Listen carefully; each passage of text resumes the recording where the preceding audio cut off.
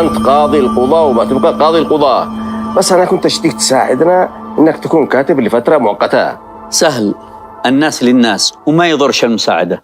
الله يرضى عليك.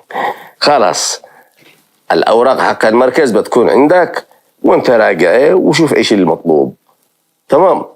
هذا إضافة إلى إنك قاضي القضاء، لا تقلقش، وتحكم بما أمر الله ورسوله، بالشرط إنه ما يخالف شرع الله، وتحكم بالأعراف والتقاليد اللي ساعدها بالبلاد.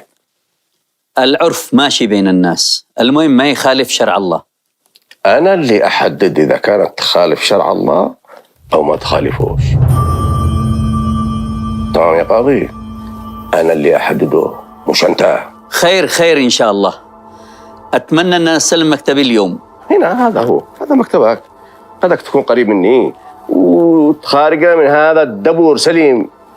وبعدين ما أجمل يكون قوة التنفيذ مع قوة القضاء مع بعض. وإذا أنت تشتي تسكن بالمركز بدل ما تروح للعالية، بيتك هنا خلف بيتي، بس عادوا يشتروا ترتيبات قليل، بأمرهم يخرجوا الحمير منه وينظفوه ويرتبوا لك تمام.